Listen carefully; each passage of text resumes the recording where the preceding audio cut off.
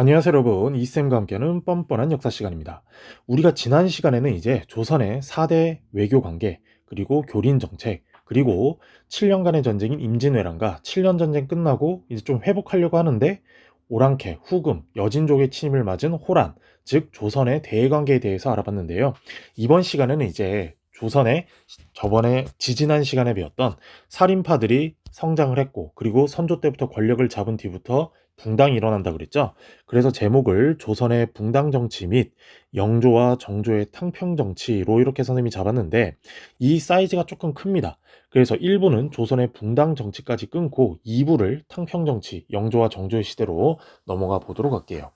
자, 그러면 이제 지난 시간에도 말했던 것처럼 살인파는 훈구파와의 그 대립, 사화, 무오사와 갑자사와 기묘사와 을사사와 이 네 번의 사화를 통해서 완전히 개박살 났지만, 중앙정계에서 개박살이 난 거고 지방에서는 여전히 서원과 향교를 기반으로 지지세를 유지하고 있다가 선조 때 권력을 잡으면서 붕당이 시작된다 그랬죠. 그 붕당이 발생한 배경을 보면 요 두 가지인데, 이조전랑직과 척신 문제를 가지고 붕당이 일어납니다. 이조전랑직이란 뭐냐? 바로 관리 인사권이에요. 관리들을, 지금도 우리 어떤 조직이나 공무원, 관리를 어떻게 임명하는지가 굉장히 중요하죠. 그리고 척신 문제, 왕의 외갓집이나 왕의 처가 이런 데서 권력을 장악하고 유지하면 성리학적 질서에 위배되니까 하면 안 된다라는 외척 처리 문제를 가지고 격렬하게 분화가 됩니다. 그러면서 먼저 사림에서 동인과 서인으로 분화가 되었는데, 또 그 결정적으로 완전 동인에서 분화되는 사건인데 그게 뭐냐? 바로 이 정렬입의 난이라는 거예요. 그래서 빈칸은 안 쳤지만 굵게 이탈릭체를 쳤죠. 조금 중요한 사건으로 나오는데, 이 정렬입이라는 사람은 원래 동인이었다가 서인이었다가 왔다 갔다 하는, 지금으로 보면 철새 정치를 한 사람인데, 이 정렬입이라는 사람이 서인의 신분으로 갔다가 반란을 일으킵니다. 그러면서 동인은 아싸 가오리 이러면서 지금 우리가 서인한테 당했던 거를 갚아줄 때다 라고 한 건데, 왜 그러냐면 선조 초창기에 동인 애들이 너무 커지니까 선조가 서인의 힘을 빌어서 동인을 조금 척결을 해요. 그때 동인 애들은 수많은 사람, 기본이 200명 이상이 죽게 돼서 서인에 대한 그런 원수, 복수, 적개심이 컸는데, 이 정렬임의 난을 계기로 동인이 이제 복수열전을 찍을 때가 온 거죠. 그래서 서인을 철저하게 제거해야 된다라고 했던 사람들이 바로 북인. 그런데 아니다. 서인들 중에서도 괜찮은 사람이 있으니까 쟤네들이랑 좀 우호적으로 지내자, 좀 따뜻하게 대했던 사람이 남인으로, 세력이 동인에서 이렇게 서인에서 동인이 북인과 남인으로 세력이 분화됩니다. 그리고 선조 중후반기 때 무슨 사건이 터지느냐? 바로 지난 시간에 배웠던 7년 전쟁, 임진왜란이 발생하게 되는 거고요. 자, 이러면서 정치적으로는 살림에 붕당이 생기면서 혼란스럽고, 외부적으로는 외적, 이 임진왜란이라는 큰 사건이 터지니까 혼란스럽게 돼요. 그러면서 선조는 결국 우야무야하면서 결국에는 마무리를 짓지 못하고 이제 죽게 되고, 선조의 아들 바로 서자이자 차남이죠. 약간의 아킬레스건이 있는 상태에서 광해군이 그래도 똑똑했어요. 똘똘했는데 이 광해군을 도와서 정권을 잡은 사람들이 바로 누구냐? 바로 요 북인입니다. 왜? 북인이 바로 조식 선생의 수제자들이라 그랬죠. 우리 붕당 파트 할 때.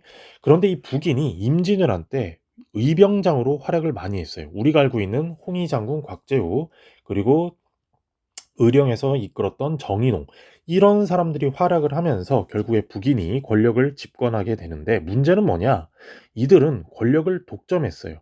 우리가 지난 시간에 사림의 성장과 붕당의 그 사림의 성장 및 붕당이 등장했을 때 말했을 때도 붕당이란 상호 견제와 상호 비판을 한다고 그랬잖아요. 그래서 건전한 그런 걸 만드는데, 이 북인은 이른바 서인, 남인들을 다 배제하면서 자신들만 권력을 독점하고 소수 권력 유지 체제를 운영을 했다. 자, 그러면서 이 북인들은 어떤 광해군과 같이 어떤 정책을 했냐면, 먼저 임진왜란으로 불탄 이런 궁궐, 그리고 종묘, 왕실의 권위죠. 그런 정통성을 확립하려고 했어요. 왜? 아까도 선생님이 말했듯이 이 광해군은 훌륭한 왕이긴 했는데 서자이자 거기다 왕의 정통 그 부인인 왕비의 소생이 아니기도 했고, 그리고 후궁의 자식인데다가 또 서장자가 아니라 서차자야. 그러다 보니까 뭔가 조금 아킬레스건이 있다 그랬죠. 거기다가 궁궐까지 불탔으니까 이건 뭔가 좀 해야 된다. 그리고 이 광해군이 조금 그 궁궐 매니아였다 그래요. 그래서 토목관사, 이런 궁궐진에 돈 많이 들잖아. 그런데도 왕권의 위상과 정통성을 확립하기 위해서 이런 궁궐을 많이 재건했다. 그리고 제일 중요한 경제 정책으로 실시했던 게 바로 요 대동법인데, 요 대동법 굉장히 중요해요. 조선의 세금 체제를 바꾼 시스템인데, 이게 어떤 법이냐? 한마디로 토지 소유의 유무, 가지고 있느냐 안 가지고 있느냐를 기준으로 세금을 부과한 굉장히 혁신적인 정책이었어요. 즉, 토지를 갖고 있으면 세금 내고 토지 갖고 있지 않으면 세금을 안 내는 일종의 중국의 지정은제와도 똑같은 세금 체제였다. 자, 그러면서 지금은 산업국가이고 반도체 이런 게 자동차가 있지만 예전에 오로지 농사죠. 그래서 토지를 가지고 세금을 해야 되니까 토지조사와 호적을 제작성을 하는 거예요. 이 마을엔 몇 명이 살고 있고 어디에 얼마나 사며, 그리고 이 땅의 주인이 누구인지, 이런 것들을 확인하면서 이 대동법을 실시했는데, 문제는 좋은 법이긴 하지만 토지를 갖고 있는 그런 양반지주들이 많죠. 그런 사람들은 굉장히 싫어하니까 먼저 경기도에 한정으로 해서 먼저 경기도에서 해보고 나가자라는 정책으로 실시를 했다. 그리고 두 번째는 임진왜란으로 인해서 사람들이 굉장히 많이 죽었죠. 그로 인해서 사람이 많이 죽으니까 이런 질병 같은 거, 그리고 기초적인, 자, 그러면서 그 선조 때부터 이미 이런 질병, 인구 좀 증가를 위해서 노력을 했다가 광해군 때 와서 결국 허준의 동의보감 편찬 및 보급을 하게 됩니다. 여러분이 생각하는데 허준이 이제 우리 드라마에서는 막 침 잘 놓고 그렇잖아요. 의사인 건 맞는데 지금으로 따지면은 주로 의사보다는 약사가 맞고, 요 동의보감은 그냥 기초적인, 우리가 지금 생각하는 우리 밖에 나갔다 오면 깨끗하게 씻죠. 그리고 땅에 떨어진 거 안 먹고, 그리고 뭐 쉰 것도 먹지 말고, 요런 것들을 이제 가정의학과에 더 가깝게 정리를 해놨다. 자, 여기까지가 그래도 광해군의 좋은 정책 선정이었다면, 이제부터 조금 바뀌기 시작합니다. 왜? 이 당시 대외적인 상황이 급변하고 있었어요. 우리가 사대를 하던 명나라, 즉 조선이 사대를 하던 명나라는 무너지고 있었고, 만주벌판에서 새롭게 흥기한 여진족의 후금이 대두되고 있었는데, 명나라가 우리나라에 임진왜란 때 파병도 해주고 자신들의 자국에서의 정치 혼란으로 해서 여진족의 통제를 잘 못하자 성장했단 말이야. 그러면서 여진족과 명나라가 싸움을 하게 되는데, 그때 명나라가 우리한테 요구를 해요. 야, 우리가 너희 조선을 도와주지 않았냐? 너네도 그러니까 우리가 지금 힘드니까 군사 좀 파견해. 그러고 있고, 후금에서는 야, 이거 우리랑 명나라의 전쟁이야. 너네 조선은 상관없어. 그러니까 너는 개입하지 마.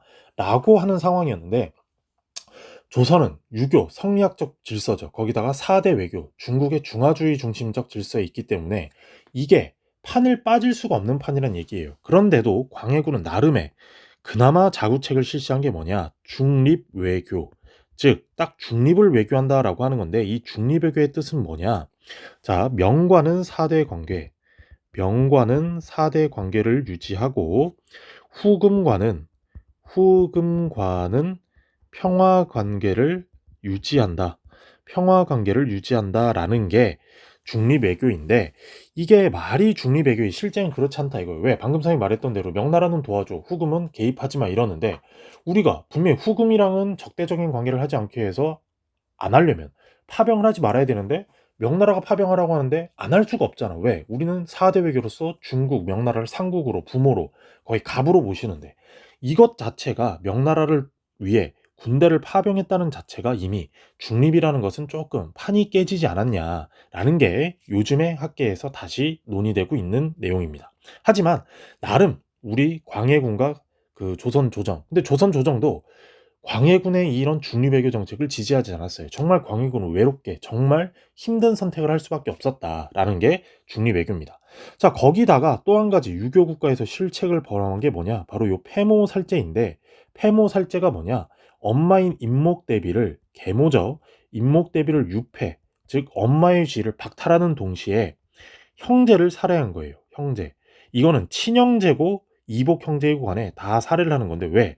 광해군은 아까 정통성이 조금 부족했다고 그랬죠. 그러다는 말기에 이 선조가 죽기 직전 7년 전인가 계비를 받아들여요. 즉, 선조의 원래 오리지널 왕비, 첫 번째 왕비는 임진왜란 끝나고 병으로 죽고, 선조가 62살에 17살짜리 이제 그 여자를 새롭게 새 장가를 가는데, 그 사람이 바로 임목대비인 거야. 광해군보다는 거의 10살 띠동갑인 거지. 그런데도 나이는 어려도 유해 국가에선 아빠와 사는 여자는 엄마잖아. 그런데 이 임목 대비도 조금 주제를 몰랐나 봐. 나이 어리게 시집을 와서 그런지 광해군이 어찌 됐건 세자로서 열심히 활약하고 있으면 그걸 지지해 주면 되는데 그냥 자기 아들 태어났다고 선조와 임목 대비 사이에서 나타난 영창대군이 적장자지. 이 적장자한테 조금 복장도 그렇고 세자는 이미 광해군인데 세자의 지위 마냥 이런 영창대군을 자꾸 푸싱하니까 영창대군을 밀어주려고 하고 선조도 광해군 싫거든. 임진왜란 때 광해군이 너무나도 열심히 뛰어난 정책을 하니까 아들과 아버지의 관계가 아니니 정적의 관계로 성장했단 말이에요. 그런 사이에 영창대군이 어쩔 수 없이 그냥 광해군을 냅두고 있는데 이거 웬걸 영창대군이 태어나니까 선조의 마음도 영창대군으로 자꾸 가거든. 그러면서 전쟁 끝나고 세자인 광해군이 문안인사, 이제 왕실의 예법에 따라서 문안인사를 하려고 하면 겁나 까는 거야. 광해군을. 네가 무슨 세자냐? 너 명나라한테 아직 인정 못 받았다. 세자인 척 하지 마. 막 이런 식으로. 그러면서 영창대군만 이뻐하니까 광해군이 굉장히 불안했겠죠. 근데 광해군이 왕위에 오르고 이제 북인들의 권력 독점을 하자. 이런 중립외교도 마이너스였는데 폐모살제를 하게 되니까 이 반광해군 세력이 결집하게 돼요. 그리고 아까도 말했듯이 서인과 남인을 정권에서 배제하고 중립외교 이런 걸 하자. 1623년 12월 13일 바로 인조 광해군의 조카인 능양군을 중심으로 하고 서인이 계획한 인조 반정으로 인해 결국 광해군과 북인 정권은 완전 나가리 몰락하게 됩니다. 자, 이 인조 반정 두 번째 반정이죠. 중종 반정에 이은 두 번째 신하들이 왕을 이제 바뀐 사건인데 요 인조는 결국에 인조 반정으로 서인이 결국 정권을 차지해요. 하지만 서인은 광해군 때 북인 정권의 그런 모습을 봤겠지. 그래서 서인이 주도를 했지만 일부 남인이 참여하는 상호 비판적인 공존 체제. 우리 다 같이 가자. 서로 견제하고 서로 비판하는. 그래서 우리 더 나은 시스템으로 나아가자라는 걸로 나아가게 됩니다. 그러면서 이 붕당 정치의 전개가 발달되고 공론이라는 게 굉장히 형성이 잘 되고 건전하게 되는데 그 공론의 장이 우리가 지난 시간에 배웠던 서원을 중심으로 운영이 됐다. 하지만 이 인조는 조금 무능했어. 광해군은 그래도 뭔가 개혁을 하려고 하고 뭔가 바꾸려고 하고 뭔가 도전적인 의식이 있었다면 이 인조는 정말 능력 아무것도 없어. 그냥 왕만 되고 싶다. 나 광해군은 문제야. 그래 내가 할래. 이런 사고만 갖고 있었는데 이 인조반정도 일으키고 나서 이 공신들을 배정하는데 거기서 문제점이 생겼다 이 말이에요. 뭐냐? 이괄이라는 사람이 정말 열심히 일했거든. 그런데 이 사람을 이제 저 멀리 좀 공신으로 세워주면 중앙 요직에 자리를 줘야 되는데 국방에 그냥 야 너 국방이나 지키고 있어 라고 한 데다가 이 이괄이라는 사람의 아들이 또 뭐 영모죄에 또 연루가 돼 있었나 봐. 그러면서 이괄이 국경 지역에 정예군을 갖고 있으니까 인조 입장에선 좀 불안불안하겠지. 그런데다가 아들까지 이제 영모죄로 조금 구속영장 청구해서 체포하려고 하니까 이괄이 이건 뭐냐 이 더러운 새끼들 나 안 해. 이러면서 이괄이라는 사람이 반란 일으켜요. 그래서 결국에 진압은 하는데 문제는 뭐냐? 이괄의 부하 중에 한 명이 한명연이라는 사람이 천민 출신에서 이제 장군까지 올라간 사람인데 이 아저씨도 이괄의 난 때 같이 진압당하면서 죽는데 이 한명년의 아들이었던 사람이 한윤이란 애야. 근데 얘가 살아남아가지고 청나라로 그대로 도망가요. 그러면서 청나라의 군사 기밀을 누출하는 동시에 국경력의 방위가 약화된다는 거지. 왜? 이괄의 난을 경험해 봤으니까 국경 지역에 강한 군사를 두겠냐고. 그러니까 국경력의 병사를 빼겠지. 그래서 국경의 방위선이 약화된다. 국경의 방위력이 약화되는 그런 문제점을 노출하게 돼요. 그러면서 인조는 이제 어떤 식으로 정치를 하느냐? 우리 임진왜란과 병자호란 하면서 이제 앞으로 병자호란도 하게 될 건데 임진을 거치면서 이 비변사가 대두된다 그랬죠. 이 비변사를 통한 정치 체제를 운영하다 보니 의정부의 기능이 상실되면서 왕권이 조금 약화돼. 거기다가 인조는 세조나 이런 사람들이랑 다르다니까. 태종과 세조는 원 오브 댐이야. 태종과 세조가 신하들을 이끌고 나를 따르는 신하들을 이끌고 이른바 쿠데타를 성공했다면 이 인조는 서인들이 주도를 했는데 그냥 자기가 껴달라고 한 거야. 내가 너희들과 어느 정도 이제 국정을 같이 협의하면서 할 테니까 나를 왕으로 좀 추대해 달라. 이러니까 원 오브 댐이 아닌 댐 오브 원이 된 거라고. 내가 이끄는 게 아니라 이끄는 사람 중에 그냥 하나가 된 거지. 그런 상황에서 이 인조는 그냥 무조건 광해군과 다른 정책을 중요하게 됩니다. 그래서 이 사람이 한 정책은 뭐냐? 친명배금이야. 친명배금이 뭐냐면 쉽게 말하면 명나라랑은 친하게 지내는데 금나라, 즉 후군과는 깐다라는 요 정책을 실시하면서 후군과를 자극을 하는 거지. 거기다 왜 그 기반을 하게 됐냐? 이 제조지은을 기반으로 합니다. 제조지은이 뭐냐면 저번 시간에도 말했지만 명을 숭상하는 분위기입니다. 명나라를 숭상하는 분위기가 고조되었다. 즉 명에 대한 일종의 명나라에 대한 일종의 부채의식이에요. 빚. 부채의식이 심화되면서 당시 조선의 사대부들과 조선의 지배층은 이 제조지은을 기반으로 우리가 임진왜란을 이겨내고 나라를 다시 만들 수 있었다라는 태도안한 생각을 갖고 있었던 거지. 왜?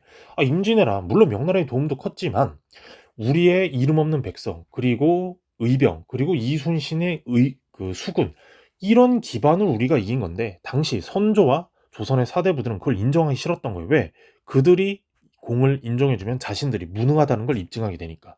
그래서 이 제조지은을 기반으로 친명배금 정책을 하다 보니 결국에 후금에 자극을 줘서 1627년 우리가 지난 시간에 배웠던 정묘호란 그리고 우리가 지금의 삼전도 롯데월드 서울 송파구 일대에서 머리를 숙였던 병자호란을 겪으면서 우리는 이제 명나라에게 사대 관계를 하는 게 아닌 청나라의 사대 관계를 하면서 속된 말로 청나라의 따까리가 되었다라는 거예요. 자, 인조는 결국에 이 후군과의 관계에서 약자가 되고 거의 그냥 망신을 제대로 다해 엉망진창으로. 그러면서 그냥 그렇게 흘려보내다가 인조의 아들 소현세자가 있었는데 이 소현세자 굉장히 똘똘했거든. 그리고 인질로 병자호란이 끝나면서 둘째 아들인 복림대군 효종인데 같이 인질로 끌려갔지만 청나라에서 굉장히 인정을 했다 그래. 왜? 일처리 깔끔하고 뭔가 배우려는 의지와 뭔가 바꾸려는 시도. 그래서 이 청나라 나중에 후금인 청나라 바뀐다 그랬죠. 인조를 견제하는 카드로 자꾸 쓰니까 인조도 짜증나는 거야. 거의 선조와 광해군의 사이가 되는 거죠. 그러다가 이 소현세자가 7년 만에 인질 생활을 끝내고 아버지 인조를 보러 조선에 귀국했는데 이거 아버지 인조가 봤을 땐 이거 완전 소현세자 완전 빨갱인 거야. 왜? 내가 싫어하는 청나라에서 가지고 온 선물 갖고 오면서 아버지 우리 바꿔야 돼요. 이런 식으로 하니까 관계가 멀어지고 거기다가 의문의 죽음을 맞이하게 되는데 뭐 독살이다 이러는데 독살이라 보다는 스트레스를 너무 많이 받았던 것 같아. 아버지와의 관계에서. 거기다가 인조는 한술 더 떠서 그 며느리 소현세자의 세자빈 강씨도 결국 사사 너 역모했다 죽어. 그리고 소현세자와 소현세자빈 강씨 사이에서 낳은 아들 즉 손자 3명도 다 죽여요. 그러면서 결국 17대 왕으로 누구를 임명하느냐 둘째 아들 복림대군 그 사람이 바로 이 효정으로 등극을 하게 되는데 이 효종도 역시나 서인 정권이에요. 서인이 밀어줬으니까. 그리고 아버지 때와 똑같이 비변사의 기능이 확대되는데 그 광해군 때 실시했던 대동법 좋거든. 그래서 확대 실시를 해요. 이 대동법을. 광해군 때는 경기도에서만 했다면 이제는 충청도와 전라도까지 늘리면서 세금 제재를 혁신적으로 하고 국가 재정을 늘리려고 했다. 그리고 이 효종은 아버지가 머리 굽히는 걸 봤잖아. 그리고 나 역시도 그 아버지의 뒤를 계승한 왕인데 왕권을 강화해야 될 거 아니야. 왕이 대가리 박았다니까. 오랑캐한테. 그거 굉장히 치욕적이잖아. 그래서 나 저 오랑캐 꺾을 테니까 너희 양반 사대부들 날 지지해줘 라고 하면서 실시했던 게 바로 북벌 정책이에요. 일부 교과서에는 운동이라고 나와 있는데 운동이라 함은 3.1운동 그리고 뭐 60만세 운동 이런 것처럼 뭔가 실질적으로 모든 일치 단결해서 다 같이 일어나야 되는데 일반 백성들은 잘 할 수도 없었고 거기다가 양반 사대부와 효종의 서로 간의 왕권 강화와 명분 쌓기용으로 한 정책이다. 그리고 이게 실질적으로 이뤄낼 수가 없었던 게 효종 때부터 청나라의 전성기예요. 강희제, 옹정제, 권륭제. 청나라 130년 동안 최고 전성기인데 우리는 병사를 똘똘 모아봤자 진짜 5만도 안 돼. 근데 이 당시 청나라는 기본 병력이 70만이야. 5만 대 70만 게임이 될까 안 될까? 안 되겠죠. 그러다 보니 실질적으로 진짜 청나라를 때리겠다, 공격하겠다 이게 아니라 그냥 명분을 왕은 왕권은 강화를 위해 양반 사대부들은 그 호란 때 아주 무능력한 모습을 뭔가 쇄신하려는 모습 이런 식으로 보여주기 위한 그냥 북벌 정책이지 운동이 아니다라는 겁니다. 자 그래서 효종은 북벌 정책에 올인을 하다가 결국에 이제 운명을 달리하고 그 아들 현종이 오는데 이 현종 때 서인이 우세하고 남인이 협조하는 상호 비판적 공존 체제가 유지되는 건 똑같아요. 그런데 여기서부터 무슨 문제가 터지느냐? 바로 예송 논쟁.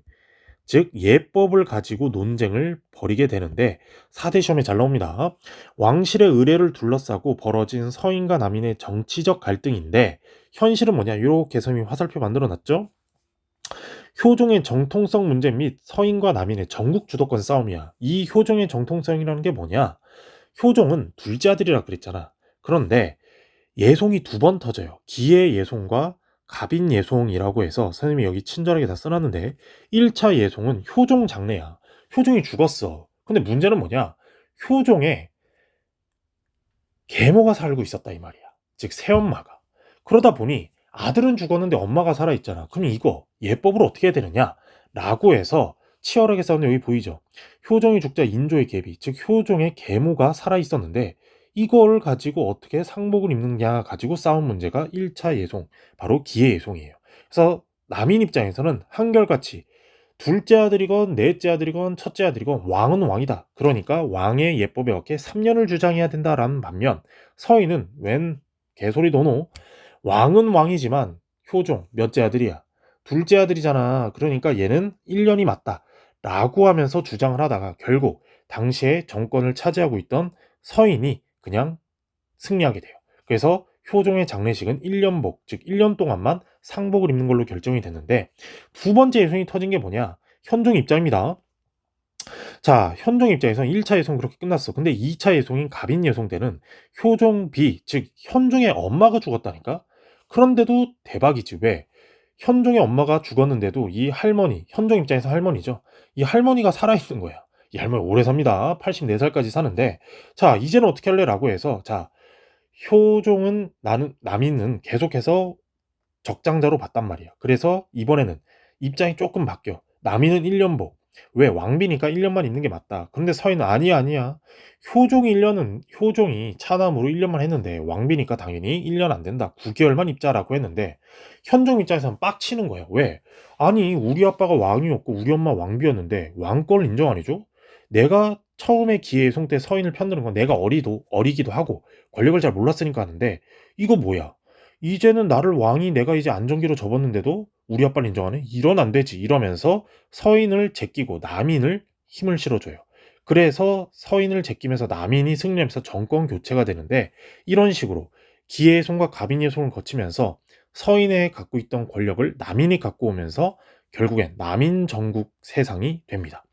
자, 여기까지가 예속 논쟁까지에 관한 상황이었는데 이 붕당 정치의 특징을 보면 선조와 광해군 때는 그냥 과도기였어요. 굉장히 붕당이 발생됐고 임진왜란이라는 큰 사건이 발생되면서 혼란스러웠다면 이제 광해군이 물러나는 인조반정을 기점으로 현종 때까지는 성숙한 모습을 보인다니까. 이제 서로 비판하고 상호 견제하는 그리고 다양한 여론을 만들어내는 그런 공론의 형성이 잘 일어나는데 이 공론 정치라는 게 뭐냐면은 자, 공론 정치 이것도 장단점이 있는데 자, 장점은 뭐냐? 붕당 상호 간 서로 견제한다니까. 비판과 견제가 가능해요. 즉 건전한 토론이 된다라는 거야. 하지만 단점은 뭐냐? 자신이 속한 붕당, 지금으로 치면 정당이겠죠. 정당의 이익만을 앞세워서 권력을 독점한다는 거예요. 즉 좋은 기능은 서로 비판하고 상호 비판하면서 견제를 하니까 건전한 토론회장이 열리는데 문제는 뭐냐? 자신이 속한 정당, 뭐 남인이냐, 서인이냐, 북인이냐, 동인이냐 이런 식으로 그 속한 정당의 이익만을 앞세워서 권력을 독점하게 된다라는 게 단점으로 되고 이제 이런 뭔가 엉관직, 비판하고 견제하니까 3사 우리 배웠죠. 사원부, 사관원, 홍문관 이런 3사 엉관직의 지위가 조금 더 강화되고 이 공론은 서원에서 주로 많이 일어난다 그랬잖아. 그래서 살림이라는 여론을 주재하는 사람이 있어. 이 살림이 뭐냐? 재야 정치인이야. 재야 정치인. 지금으로 말하면 우린 정치인이 국회의원이잖아. 근데 원외 인사, 즉 배지를 달지 못한 정치인들이 이런 여론을 주도하면서 정치를 이끌어 나갔다라는 거예요. 자, 옆에 도표를 보면 정리하면 이렇게 되는데 선조 때 동인과 서인으로 이조전랑직과 척신 문제로 분열이 됐어. 그러면서 선조 중후방위부터 임진왜란이 터지면서 선조 말기부터 이 서인의 정예림의 난으로 서인을 어떻게 처리할 것이냐 해서 북인과 남인으로 나뉘었는데, 광해군 때 임진왜란을 이끌면서 북인이 권력을 독점했지만 남인과 서인을 배제했고, 이런 중리배교와 폐모살제 이런 죄로 인해서 인조반정이 일어나면서 북인은 완전히 몰락을 하고, 서인이 주도했던 인조반정에 남인이 참여하면서 상호 비판 견제 시스템 공론의 형성이 만들어졌다. 하지만 현종 때면서 예송이라는 큰 사건이 터지면서 1차 예송 때는 서인이 타이틀 방어를 해요. 하지만 2차 예송 때는 타이틀 방어를 실패하면서 남인이 권력을 장악하게 되는데, 숙종, 이제 다음 시간에 숙종에부터 들어갈 건데, 요 시기에 숙종의 초반기까지는 남인이 갖고 있다가 또 남인이 너무 커지니까 서인한테, 또 서인이 너무 커지니까 남인한테, 이른바 황국 정치라는 시스템을 만들게 됐다라는 거를 여러분이 알아두시면 되겠고, 이번 시간은 즉 도표로 따지면 이렇게 예송까지 운영을 했다라는 것까지 알아두시면 되겠습니다. 그래서 다음 시간에는 이제 황국에서부터 그리고 조선 후기의 정치와 군사체제 그리고 영종조의 탕평정치로 알아보도록 할게요. 오늘 수업은 여기까지고요. 좋아요, 구독, 알림 설정 해주시면 더 재밌는 수업을 하도록 하겠습니다. 그러면 다음 시간에 만나도록 할게요.